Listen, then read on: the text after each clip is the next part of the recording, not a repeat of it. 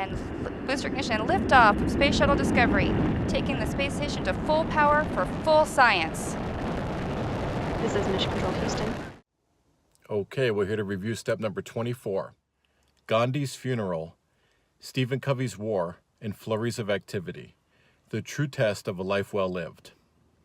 We start out this one with Ty explaining that it's normal to have depression in your life for short periods of time.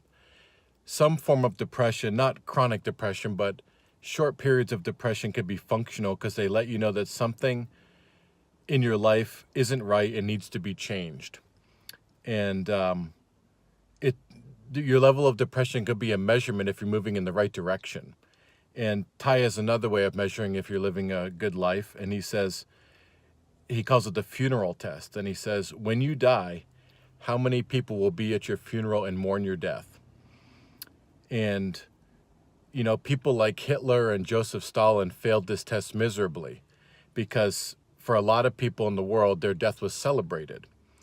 And even someone as recently as Ted Bundy, after his execution, I remember people standing outside of the prison celebrating his passing. So that's an example of people failing the test.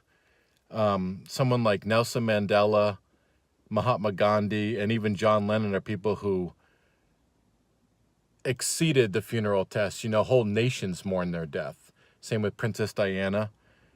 And, the second part of this is called Flurries of Activity. And it's all about how most of us have been brought up being rewarded for activities like passing tests, work assignments. And the problem with this is you start rewarding people for the hours they put in and not accomplishments.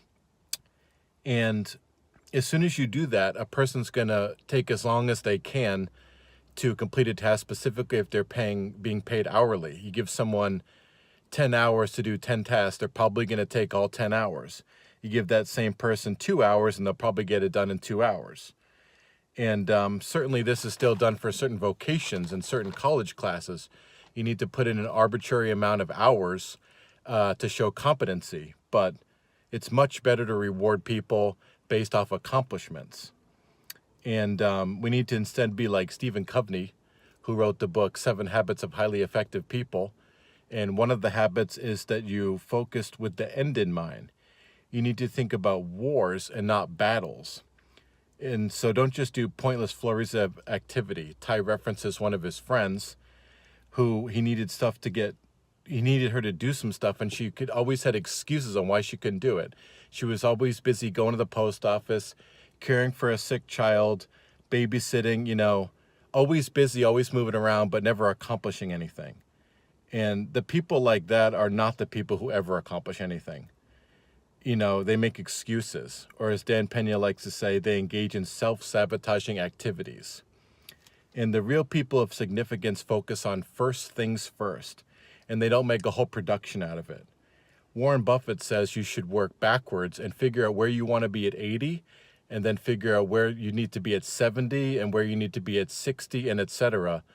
And I remember a story of The Rock when he was on Oprah Winfrey. He was explaining how when he gets prepared for movies, he needs to figure where his physique needs to be on shooting day of the movie, and then he works backwards. So where do I need to be in 3 months to be at that end goal?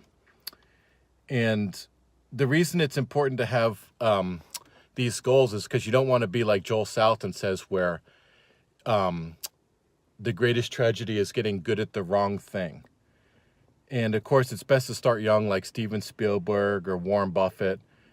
But if you're not young, focus and start today. Ty says a goal is something you can do today. So pick goals for health, wealth, love, and happiness and go as straight to it as possible. So the questions at the end of this lesson are, for you, who epitomizes passing the funeral test?